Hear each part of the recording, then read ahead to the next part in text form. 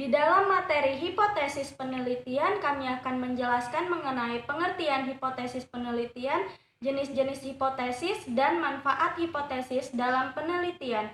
Baiklah, untuk menyingkat waktu, marilah kita saksikan video pemateri berikut ini.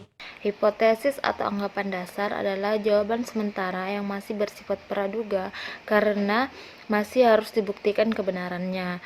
Nah, dugaan jawaban tersebut merupakan kebenaran yang sifatnya sementara karena akan diuji kebenarannya dengan data yang dikumpulkan melalui penelitian.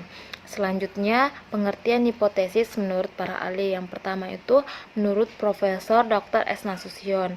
Menurutnya ini, hipotesis adalah dugaan tentang apa yang kita amati dalam upaya untuk memahaminya.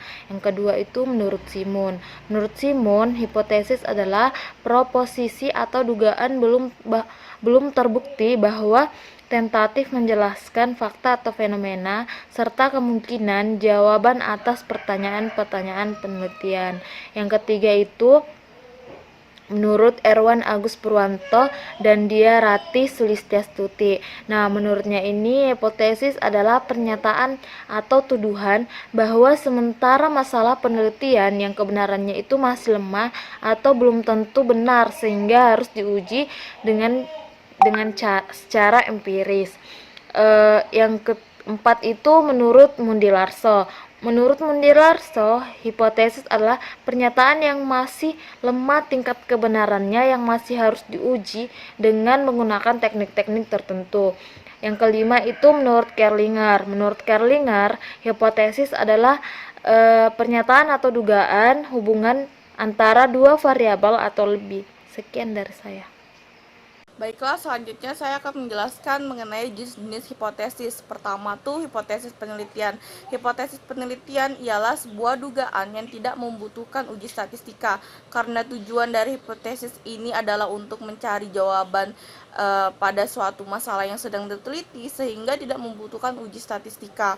Nah, dalam hipotesis ini terbagi menjadi 3 kategori. Yang pertama, hipotesis deskriptif, yaitu sebuah jawaban atau dugaan sementara terhadap sampel dalam suatu komunitas yang di dalamnya terdapat beberapa kategori yang berbeda. Selanjutnya, hipotesis komparatif ialah suatu dugaan sementara pada suatu rumusan masalah yang mempersoalkan tentang komparasi atau perbandingan antara dua sampel atau lebih. Nah, dalam hipotesis komparatif ini terdapat dua komparasi, yaitu komparasi relate dan independen. Selanjutnya, hipotesis asosiatif yaitu dugaan sementara terhadap asosiasi atau hubungan antara dua variabel atau lebih dalam suatu penelitian. Di sini saya akan menjelaskan hipotesis statistik.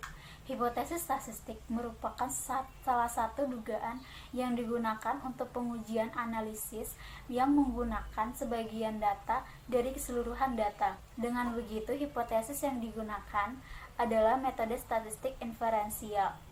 Statistik inferensial adalah metode statistik yang digunakan untuk menganalisa data sampel yang hasilnya akan digeneralisasikan pada populasi di mana sampel tersebut diambil.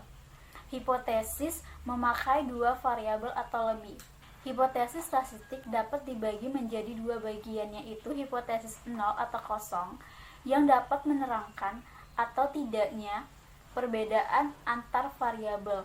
Yang kedua ada hipotesis alternatif, yakni sesuatu untuk menerangkan bahwa pengaruh hubungan antar variabel. Manfaat hipotesis. Yang pertama, menunjukkan masalah pada penelitian. Yang kedua, menunjukkan variabel penelitian. Yang ketiga, menunjukkan metode analisa data pada penelitian. Dari ketiga manfaat ini, peneliti memberikan batasan serta memperkecil jangkauan penelitian dan kerja penelitian. Sebagai alat yang sederhana dalam memfokuskan fakta yang bercerai-berai tanpa koordinasi ke dalam suatu kesatuan penting dan menyeluruh. Yang manfaat yang keempat, memberi kerangka pada penyusunan kesimpulan penelitian.